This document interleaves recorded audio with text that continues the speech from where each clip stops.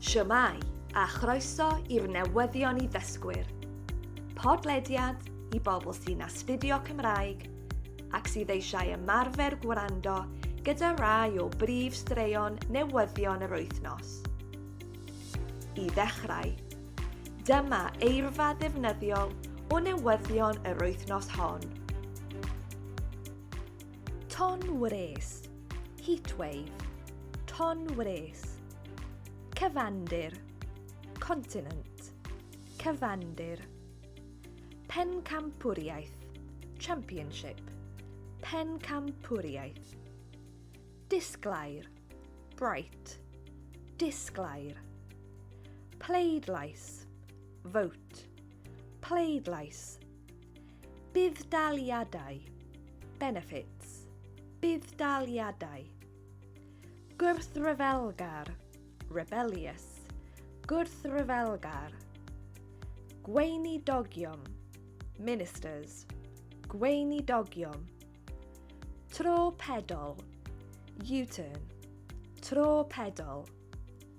Casgliadau, conclusions, casgliadau.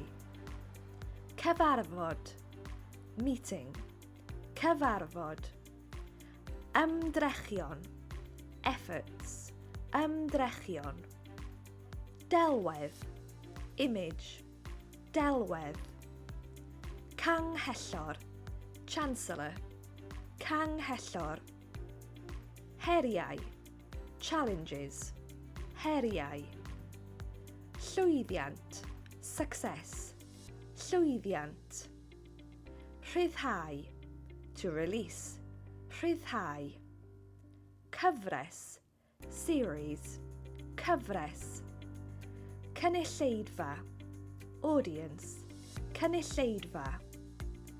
Rhyngwladol, international, rhyngwladol. Chwiban, whistle, chwiban. Gwerthfawr, valuable, gwerthfawr. Undod, unity, undod. Teyrngedau, tributes, teyrngedau. Argymhellion, recommendations, argymhellion. Hyfforddi, to train, hyfforddi. Paratoadau, preparations, paratoadau. Darlledu, to broadcast, darlledu. Nawr, dyma prif straeon newyddion yr wythnos hon. Dydd Llun, y 10 ar 20 o Mehefin. Ar ôl tymereddau poeth dros y penwythnos, cyrhaeddodd ton wres lawer o rannau o'r Deyrnas Unedig ddydd Llun, gyda thymereddau yn y de-ddwyrain yn cyrraedd y 30au. Air poeth yn codi o'r cyfandir oedd achos y tymereddau uchel, a chlywon ni y byddai'r tywydd poeth yn parhau mewn sawl rhan o'r wlad am weddill yr wythnos. Dechreuodd pencampwriaeth Wimbledon ddydd Llun, ac mewn un o gemau'r dydd, chwaraeodd Cymraes ifanc o Abertawe, Mingi Siw, ei gêm cyntaf erioed yn y twrnamaint. Gwynebodd Emma Raducanu, ac yn anffodus, collodd Mingi, ond daeth yn amlwg bod ganddi ddyfodol disglair o'i blaen. Dydd Mawrth, y cyntaf o Gorffennaf. Yn wyneb pleidlais ar y bil budd-daliadau newydd, roedd llawer o sôn am aelodau seneddol gwrthryfelgar llafur. Roedd gweinidogion eisoes wedi gorfod newid y cynlluniau gwreiddiol yr wythnos diwethaf, ond roedd rhai aelodau seneddol llafur yn dal i boeni.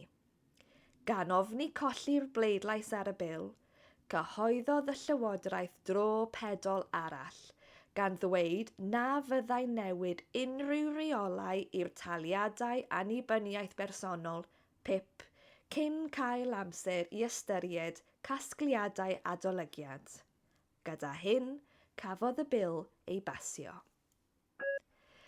Teithiodd Aaron Ramsey I ddinas Mecsico ddydd Mawrth ar gyfer cyfarfod pwysig gyda thîm pêl-droed y Pumas. Un o dîmau gorau Mecsico yw'r Pumas, ac mae disgwyl I Ramsey ddechrau chwarae i'r tîm y tymor nesaf.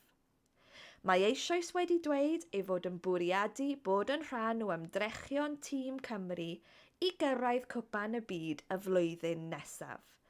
Twrnamaint a fydd yn cael ei chwarae'n rhannol ym Mecsico. Dydd Mercher, yr ail o Orffennaf.